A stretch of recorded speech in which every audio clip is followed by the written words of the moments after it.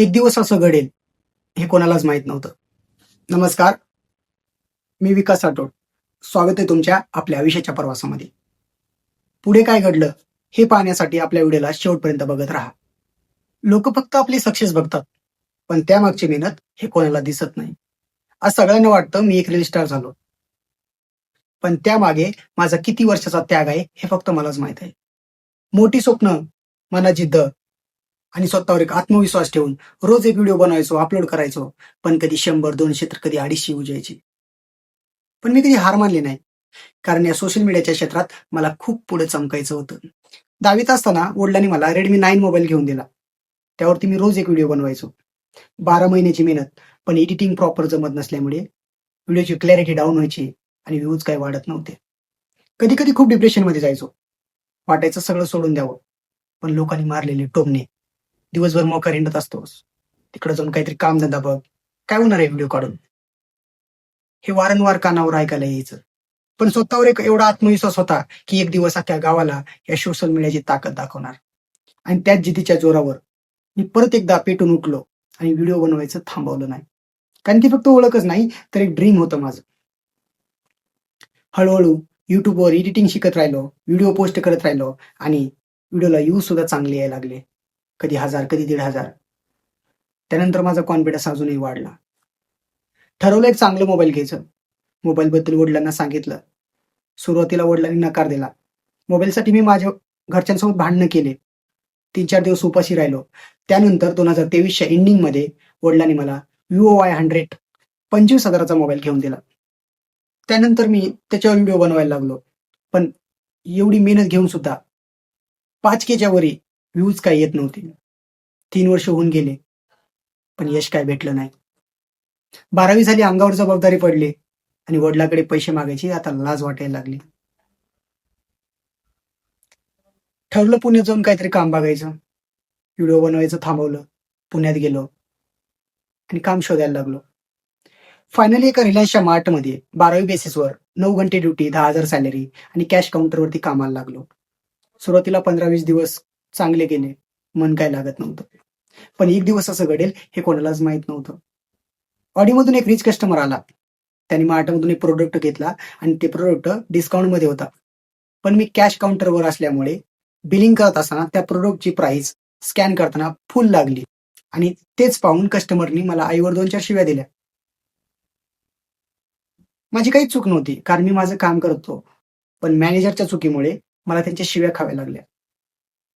त्या दिवशी मी खूप रडलो आणि ठरवलं, आता यानंतर कधीच कोणाच्या हाताखाली काम नाही करायचं. दुसऱ्या दिवशी मार्टमध्ये परत आलो आणि एक लेखी स्वरूपात माझ्या जॉबचा रिझाईन दिला आणि इकडे-तिकडे भटकत राहिलो.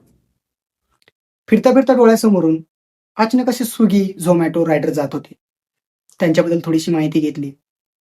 ना कोणी बास, ना कुठल्या कामाची अट. मनाला वाटेल तेव्हा काम करायचं आणि दर आठवड्याला पेमेंट सुद्धा. म्हणलं आता याच्यापेक्षा बेटर आपल्यासाठी कोणतं कामच नाही. पण त्यासाठी सुद्धा एक बाईक लागत होती स्वतःची. आता बाईक घेण्यासाठी माझ्याकडे काही पैसे नव्हते. सो मी घरी कॉल केला. आईकडून पैसे मागितले. त्यांच्याकडे पण काही पैसे नव्हते. पण म्हणतात ना, आईची माया जगा वेगळीच असते. आईने त्याच्या नाकातली नथ विकली. मला 10,000 दिले आणि मित्रांकडून मी 10,000 व्याजाने काढले. असे मिळून 20,000 डाउन पेमेंट करून एक EMI वरती मी बाईक घेतली आणि लागलो कामाला. सुरुवातीचे 5-6 महिने खूप चांगलं काम केलं. पण माझी स्वप्न खूप मोठी होती. त्यामुळे ते मला कुठेतरी मागे खेचत होते. असंच एक मित्र भेटलं आणि ते बोलला, "तू व्हिडिओ तर खूप चांगले काढतोस. पण जर तुला व्हायरल व्हायचं असेल, तर एक iPhone घ्यावा लागेल." आता iPhone म्हणलं तर माझ्यासाठी खूपच मोठा बजेट होता. कारण 50,000 प्लस प्राईस म्हणजे काही जोक नाही. पण स्वप्नासाठी मला काही करणं भाग पाडत होतं. पुण्यात माझे एक दाजी राहायचे. दाजींना मोबाईलबद्दल सांगितलं. त्यांच्या नावावरती एक 0 डाउन पेमेंटवर iPhone 13 घेतला आणि व्हिडिओ काढायला चालू केलं.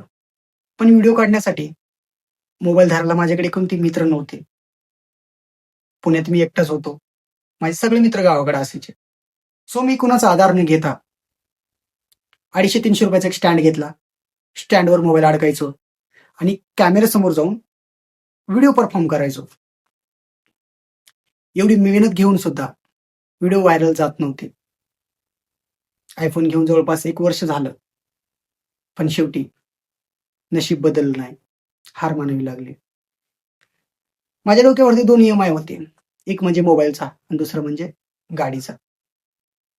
ते मी Swiggy, Zomatoवर काम करून मॅनेज तर करत होतो.